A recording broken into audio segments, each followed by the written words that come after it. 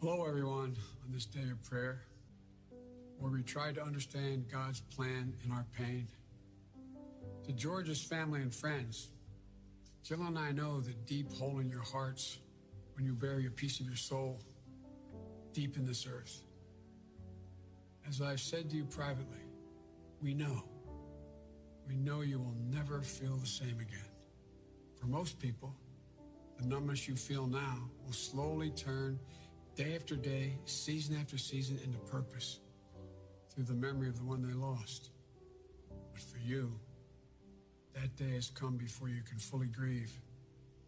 And unlike most, you must grieve in public. And it's a burden that is now your purpose to change the world for the better in the name of George Floyd.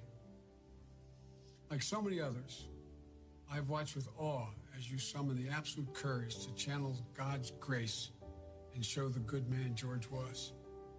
To stir justice too long dormant, to move millions to act peacefully and purposefully.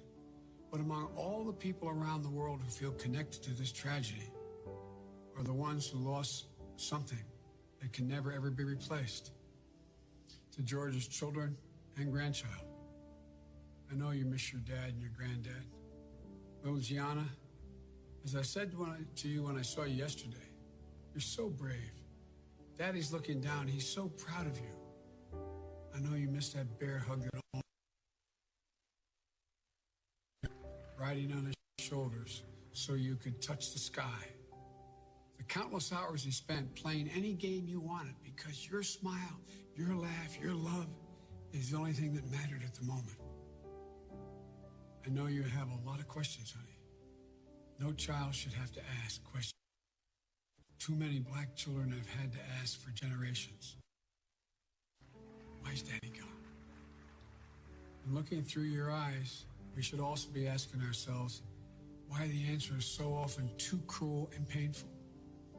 Why in this nation do too many black Americans wake up knowing that they could lose their life in the course of just living their life? Why does justice not roll like a river or righteousness like a mighty stream? Why? Well, ladies and gentlemen, we can't turn away. We must not turn away. We cannot leave this moment thinking we can once again turn away from racism that stings at our very soul, from systemic abuse that still plagues American life. As Thurgood Marshall once implored, quote, America must dissent from indifference. It must dissent from fear, the hatred, and the mistrust.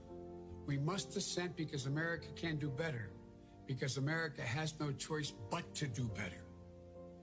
I grew up with Catholic social doctrine, which taught me that faith without works is dead, and you will know us by what we do.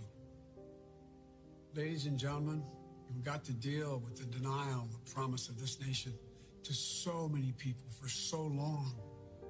It's about who we are, what we believe, and maybe most importantly, who we want to be, to ensure that all men and women are not only created equal, but are treated equally.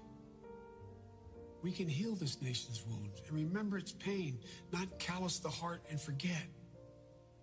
I know Reverend Sharpton is there in Houston with you today. Rev, I watched you speak from Ecclesiastes last week in Minnesota, chapter 3, verse 1. To everything there is a time and a purpose and a season under the heavens. Well, today, now is the time, the purpose, the season to listen and heal. Now is the time for racial justice. That's the answer we must give to our children when they ask why.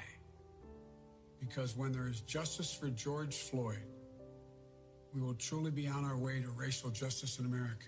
And then, as you said, Gianna, your daddy will have changed the world. May God be with you, George Floyd, and your family. In the words of a hymn from my church based on the 91st Psalm, may he raise you up on eagle's wings, bear you on the breath of dawn, and make you to shine like the sun, and hold you in the palm of his hand. God bless you all. God bless you all.